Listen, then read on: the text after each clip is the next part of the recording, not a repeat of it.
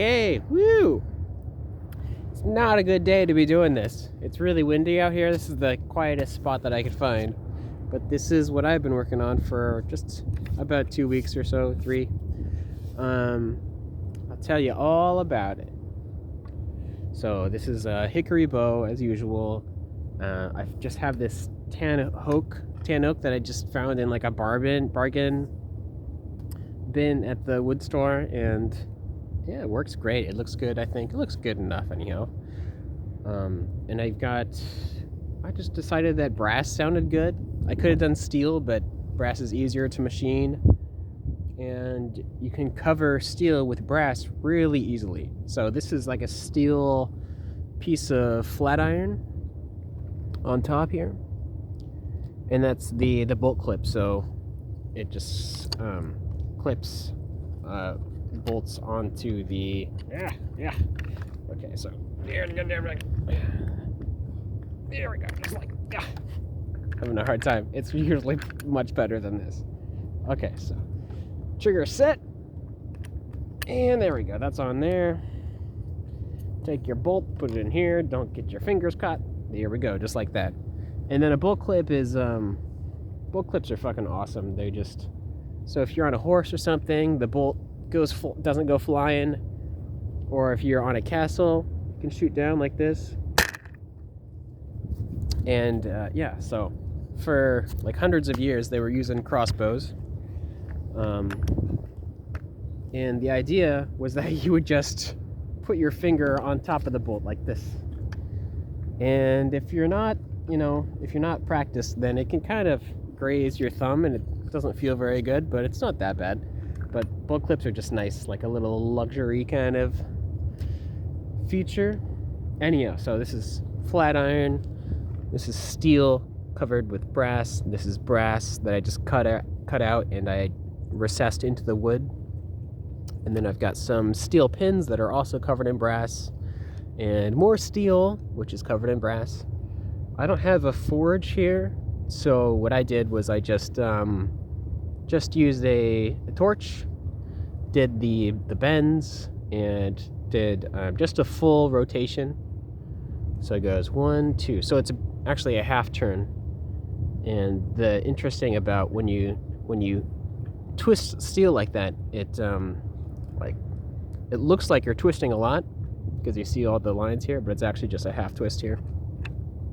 Yeah, so it was really easy to do that bit. And then I need a better crossbow string, but they're out of hemp at the store right now, so yeah. And it's so fucking windy here that it's actually having a really hard time. These bolts are flying all over the place, and I was trying different kinds of fletching lengths and stuff, and it's just so fucking windy here that everything's flying around everywhere.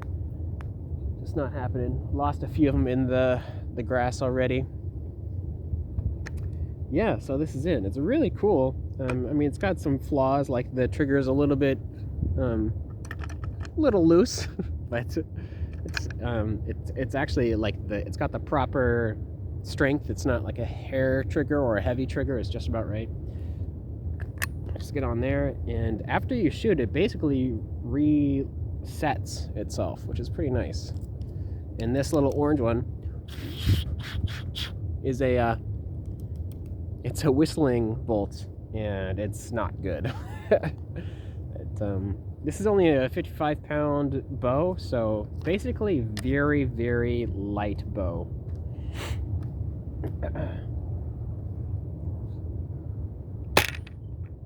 Oh god. Yeah, that was awful. Yeah, so you might think that 55 pounds, that sounds like a kind of a heavy bow, but it's not for a crossbow, because if you have a 55-pound bow, like an archery bow, like a bow and arrow, the arrow gets to accelerate from here to here, all the way up to here, and then it's released. So it gets to accelerate this long, whereas on a crossbow, it only accelerates from here to here, right? So that's why crossbows are like 1,500 pounds or more, like siege crossbows. And that's why they're so heavy and why you need like spanning mechanisms and things like that. So 55 pounds on a crossbow is very light. Yeah, so that's your history lesson there. Anyhow, so now that I've done this, I don't know what the fuck I'm gonna do next. So, guess I gotta find something else to do. Oh yeah, and I'm always showing this side because this is like the pretty side. The other side's just as pretty. But I did this little bit here is I think it's pretty important. When you grab a crossbow like this, if you get your thumb up here, it's gonna hurt. So I just kind of make it ergonomic so you always want to put your thumb down here, right? So you don't get this happening. So yeah, that's just a nice little feature. And yeah, most crossbows are like more of about this long, I think, ish, so that you could stick it into your stock and stick into your shoulder like this or underneath. But I just didn't have enough wood, so this is my like sawed off shotgun kind of look here, like this. Yeah, so crossbow, kind of cool. One of the nice things about it is that I'm going to replace the nut with a brass one. I've got some brass coming in the mail and just machine that. And then it's just like a stock that I could put a bow on whenever I want. So if I want something that's like a 200-pound one, it could probably hold 200 pounds. I think it probably could. But like a 150-pound one, no problem. I could definitely do that on this. So I'm thinking about getting a metal prod. A prod is the name of crossbow bows. It's a prod. So I might get like a nice heavy one, put that on here.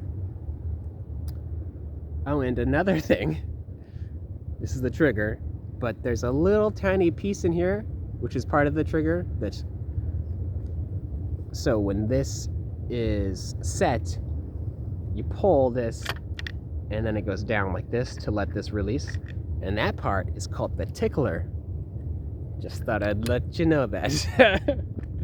All right. Yep. So this is it. Yep. Guess I gotta go find those fucking bolts. And it's fucking freezing. It's like 40 degrees out here, so I'm a little cold. I'm gonna go home. Yep.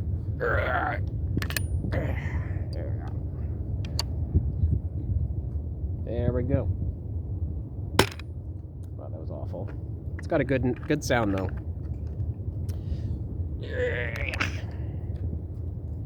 Losing all these bolts just before I go home. Oh, that was beautiful. Oh, damn, that was gone though. Okay. Yeah, that's so cool that when it's this, that's set, pull, and then it releases the string, and then it usually just does one full rotation, and then it just automatically reset. It's just because the trigger is heavy. It doesn't need a spring or anything. It's just heavy enough that it just goes in there by itself. That's it. Well, the brass bow, that's what I've been calling it, but it's not the name. So it's all done. Anyhow, I'll stop